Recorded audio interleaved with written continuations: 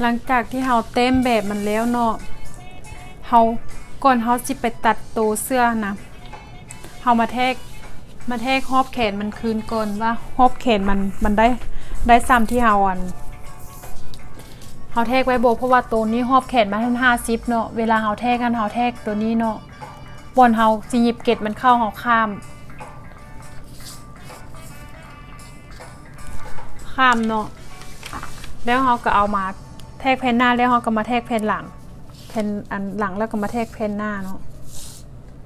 ตัวนี้มันได้ต้นแขนรอบต้นแขนมัน49เนาะต้นแขนตัวจริงมันท่าน50เฮา49ก็ได้เนาะแล้วเวลาพี่จะเฮาหยิบตัวจริงแล้วถ้ามันอันคับนิดนึงเฮาก็อันตุดลงมาได้เนาะ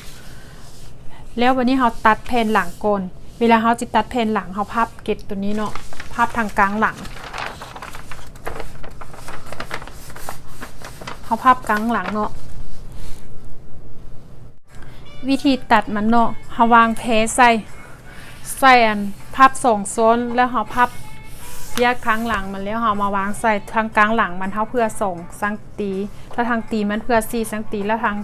ข้างมันนี่เฮาจะกิ้งเอาทางไหนเนาะทางไหนลัดตัวนี้ท่านแม่นอันเฮาจะตัดตามตัวนี้เลยเนาะมาเบิ่งวิธีตัดกันเลยเนาะ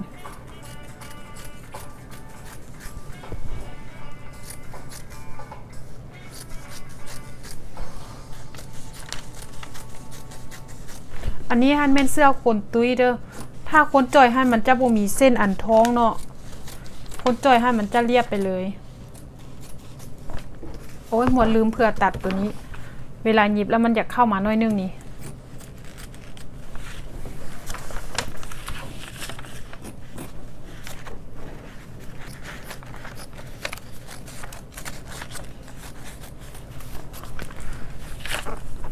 แล้วเนาะตัวนี้วันนี้เฮามากิ้งโอ้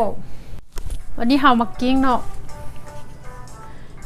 แพรเฮาอันใส่ส่งเดี๋ยวนี้แล้วเฮามากิ้งตามหอยแผ่นหลังอันนี้แผ่นหลังเนาะ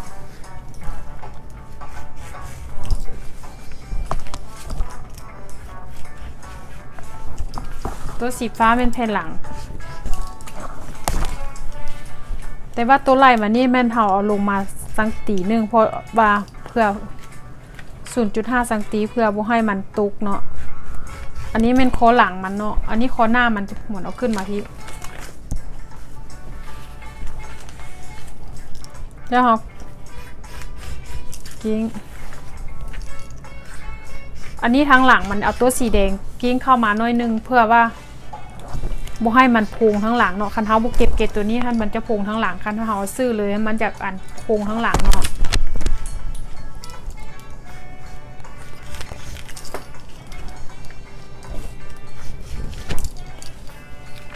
แล้วเฮากิ้งเกล็ดมัน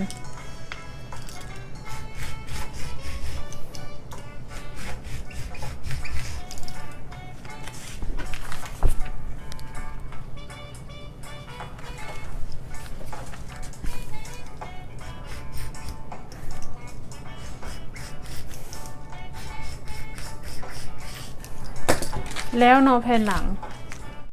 อันนี้เนาะเฮาสิตัดแผ่นหน้าก่อนเฮาสิตัดแผ่นหน้านะเฮาพับเกล็ดตัวที่เฮาขีดไว้1สังตีนี่เนาะไว้1สังตีนี่เข้าให้มันคอมันเจ็บแล้วเฮามาตัดแยกตัวบอลเกล็ดอันแผ่นหน้านี่ออกแล้วเฮาพับไปตามอันเส้นที่ว่าเฮาเพื่ออันออกมา 0.5 สังตีนี่เนาะเพื่อว่าบ่ให้มันคับคันเฮาบ่เพื่อตัวนี้นะเวลาเฮาติดกระดุมมันจะตีเนาะ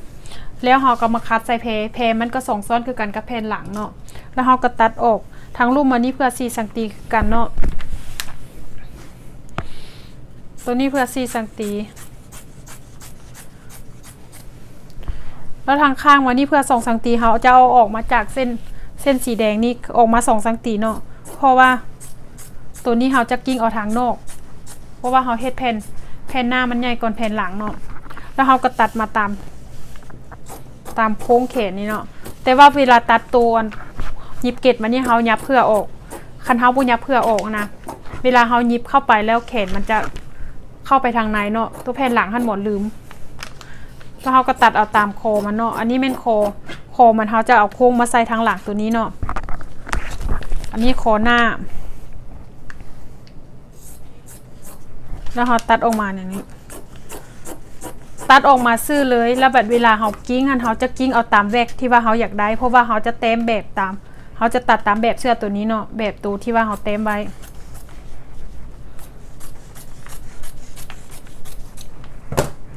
แล้ววิธีตัดเนาะเฮาก็กิ้งแบบนี้อย่าลืมว่าเฮาต้องกิ้งเอาแผ่นหน้าบ่ต้องกิ้งเอาแผ่นหลัง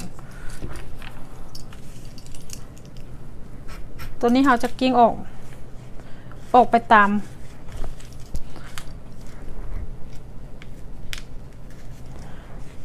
มที่ว่าเฮาอันโค้งตัวนี้เนาะเพราะว่าคอตัวนี้มันจะเป็นแวกเขาเจ้าอันอยากเฮ็ดแวกว่าสิซะเฮาจะโค้งไปตามตัวนี้อันนี้หันแล้วแต่ผู้มักอันโค้งใหญ่โค้งน้อยเนาะอันนี้หมอนอันเฮ็ดโค้งธรรมดาบ่ได้อันโค้งใหญ่หลายแล้วก็บ่โค้งน้อยหลายเวลาที่เฮาอันพับแล้วนะเฮาต้องมาเต็มโค้งคอมันอันแวกอันนี้มันใหม่เนาะคันสั้นมันบ่ได้เนาะแล้วเฮาก็กิ้งลงมาเวลาที่เฮากิ้งแผ่นหน้าตัวนี้กระดุมเฮาใส่ทั้งหน้าเนาะเฮาต้องหมายเอาแผ่นหน้าพร้อมหมายกระดุมพร้อมคันเฮาบ่หมายกระดุมมันเฮาอันไปหมายอันตามหลังก็ได้หรือว่าสิเอาแป้งขีดหมายออกทางนอกก็ได้เนาะตัวนี้นะแต่ว่ามันจะขีดน้อยนึงเห็นบ่แป้งขีดหมายออกทางนี้ก็ได้เพราะว่าเฮาจะใส่อันกระดุมเบื้องขวาเนาะเขาจะหมายออกมาในนี้เนาะแล้วเขาก็กิ้งออกให้มันอ้อมแต่ว่าอย่าลืมว่ากิ้งเอาแผ่นหน้าเพราะว่าเขากิ้งเอาแผ่นหลังแล้วเนาะ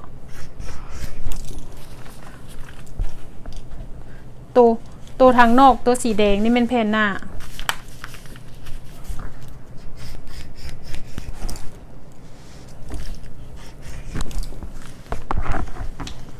อันนี้แผ่นหน้าเนาะ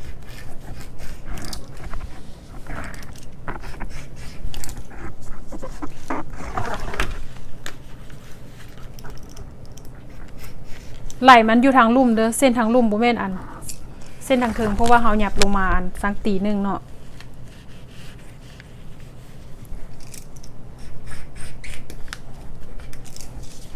แล้วเฮากิ้งเอาเกล็ดมันจะลืมกิ้งเกล็ดได้พี่น้องเอ๋ยถ้าลืมกิ้งเกล็ดแล้วมันนั้นมาหยิบยากเลยมันจะบ่เข้าหูบเนาะเพราะว่ามันจะบ่ถึกเป้าหนุ่มเขาเจ้าหั่นน่ะ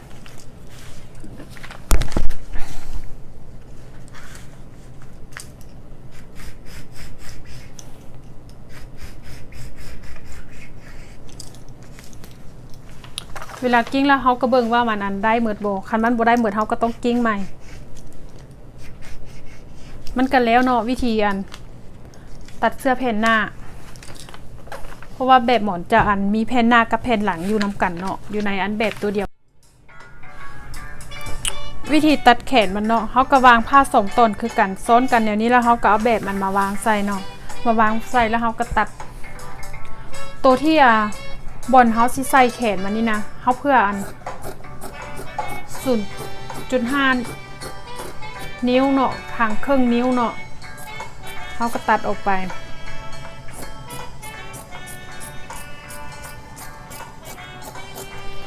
แล้วทางข้างมันนี่เนาะเฮาเพื่ออัน2 สังตีหรือว่า 2.5 ก็ได้คนตุ้ยหันบางเทื่อมันมักคับมักกลุ่มนะเฮาต้องเพื่อหลายๆไว้เนาะทางตีนมันนี่หันเพื่อ4 สังตีคืออันตัวเสื้อเนาะเพราะว่าเฮาจะเอาไว้อันพับสวยเนาะเวลาตัดอันทางตีนมันนะเฮาต้องเจิดออกเวลาเฮาพับแขนเข้ามันจริงบ่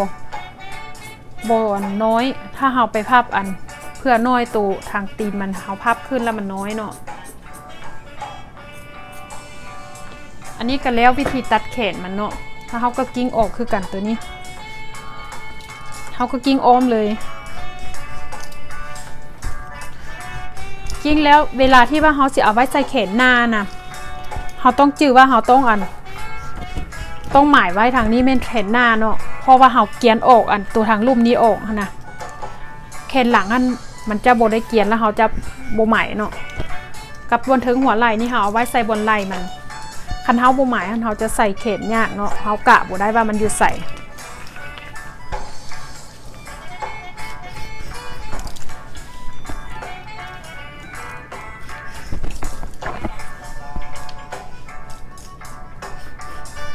เขากิ้งอ้อมแล้วเนาะ